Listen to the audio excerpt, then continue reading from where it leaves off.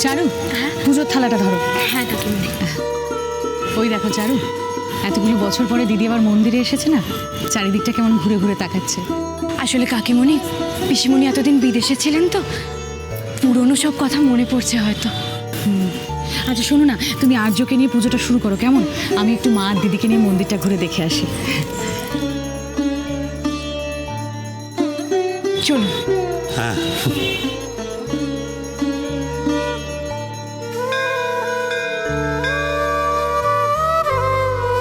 সাবধানে।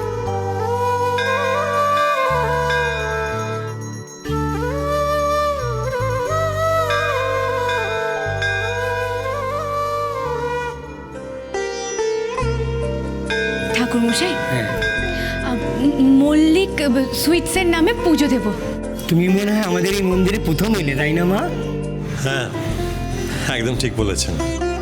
উনি আমাদের বাড়ি আর ব্যবসা দুটোতেই নতুন নতুন সদস্য। কল্যাণ হোক মায়ের। মা, এই মন্দিরের দেবী কিন্তু খুব জাগ্রত। তোমার শাশুড়ি মা তো কোম্পানির কোনো নতুন কাজ শুরু করার আগে এই মন্দিরে পুজো দিয়ে যান। শুনলেন? পবিত্র মনে বিশ্বাস রেখে মার কাছে যা চাইবেন মা তাই দেবেন। মা কারুর কোনো কাজ অসম্পূর্ণ রাখেন না।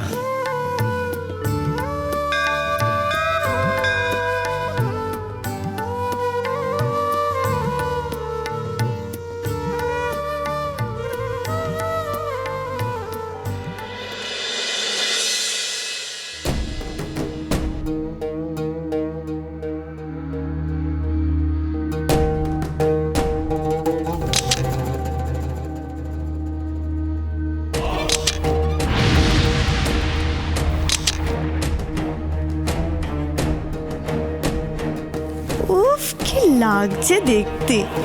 একটু হাঁটাহাঁটি করলেই সিনেমার হিরোইন হয়ে যেতাম আমি। আর আমার ক্যাবলা বরটা এরকম একটা বউ ছেড়ে দিয়ে অন্য একটা মেয়ের জন্য কেঁদে ভাসাচ্ছে। সাদে কি আর ঢ্যাঁড়স বলি?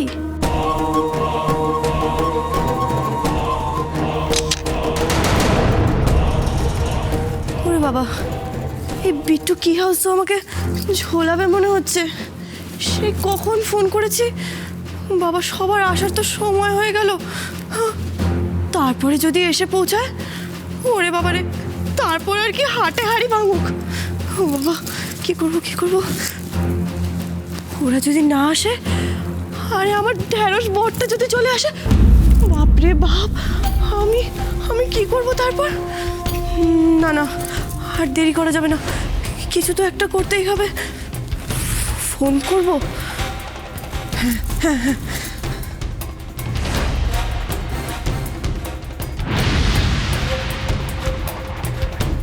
বাড়িতে কেউ আছেন?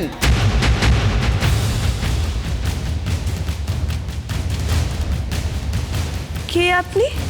আমি খোকন। দেখুন না, ম্যাডাম চারু মল্লিক ফোন করেছিলেন বিট্টুর চাবির দোকানে। উনি কি বাড়িতে আছেন? ও আসুন আসুন। আচ্ছা। বলছি এত দেরি করলেন কেন আপনি? ও, আপনি চারু মল্লিক? হ্যাঁ ফোন করেছিলেন? হ্যাঁ হ্যাঁ হ্যাঁ। আচ্ছা বলছি আগে কাজের কথাটা বলে নি। 1 মিনিট দাঁড়ান।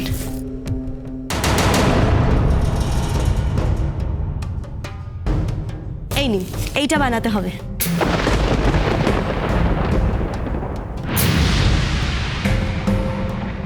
সাবানে চাবির ছাপ? এর অরিজিনালটা কোথায়?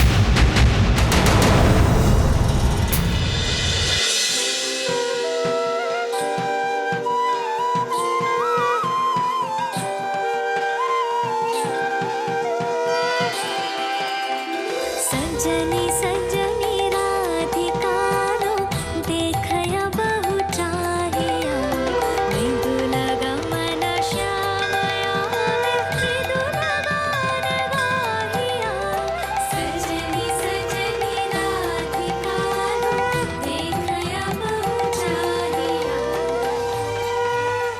চারু, হ্যাঁ বলুন। কিছু মনে পড়ছে আপনার? কি মনে পড়বে? মাধবপুর, ওখানে তো একটা মন্দির আছে। মনে আছে আপনার? হ্যাঁ, কি করে ভুলতে পারি বলুন?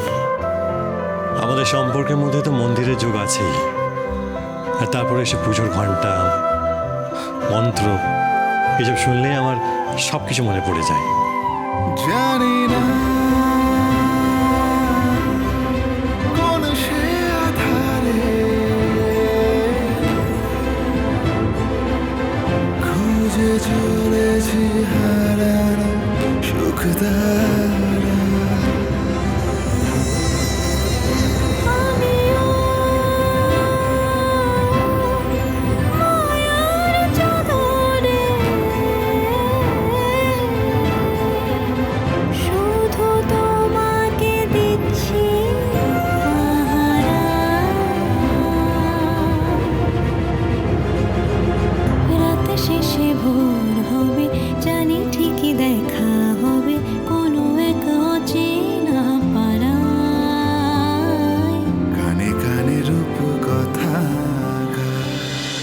সেই ভয়েসটা যার, সে আজ আমার স্ত্রী।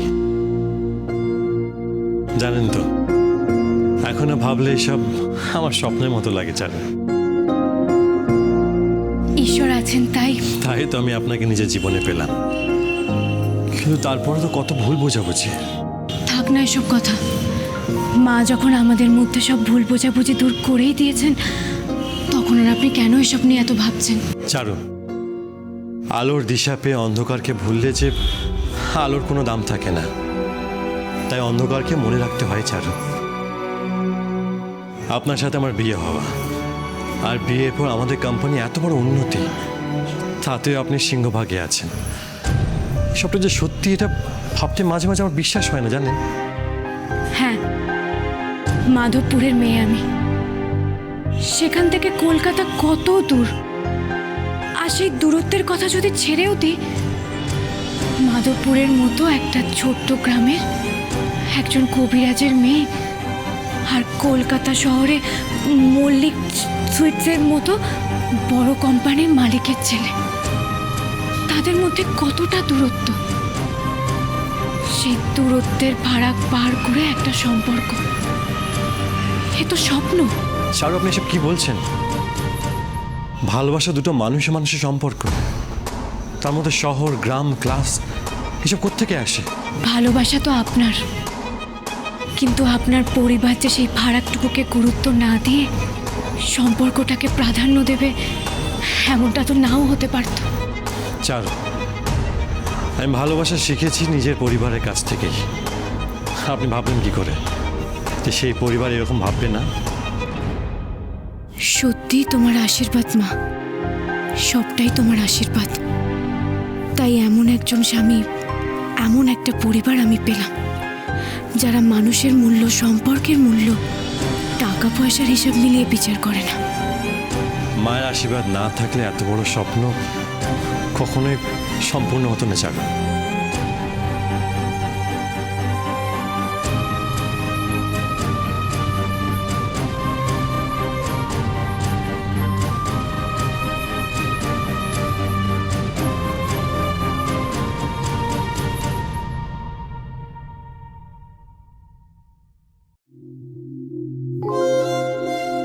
চারু, আপনি চুপ করে আছেন কেন? আমরা সত্যিই মায়ের আশীর্বাদ পেয়েছি, না হলে ভালোবাসার মানুষকে নিজের জীবনে পাওয়া এতটা সহজ নয়। না চারু, রূপকথা সবার জীবনে সত্যি হয় না। চারু, মা কিন্তু আমাদের সব কথা শুনছেন, তাই অন্তর থেকে আপনি মায়ের কাছে যা চাইবেন মা সব দেবেন।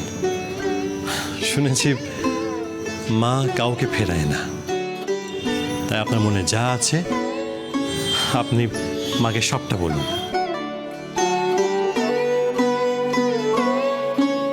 আজ আমি অনেক আশা নিয়ে তোমার কাছে এসেছি মা। আমার বোনটা যে ভালো নেই, একদম ভালো নেই। তুমি ওর জীবনের সব দুঃখ কষ্ট দূর করো, ওর সব ইচ্ছে তুমি পূর্ণ করো মা।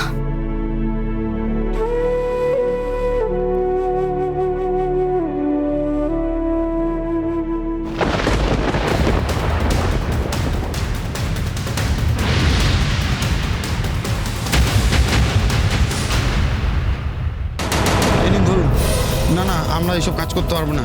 তারপর কোথার থেকে কি কেস খামারি হবে, দোকান শুদ্ধ টানাটানি পড়ে যাবে। কি বলছেন কি আপনি?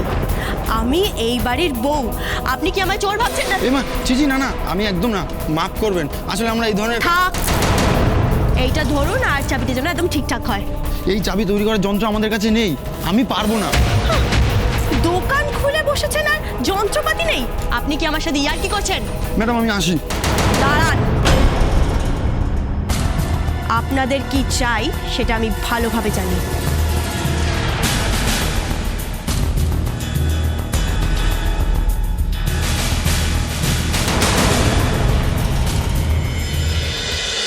ঝিরে বাতি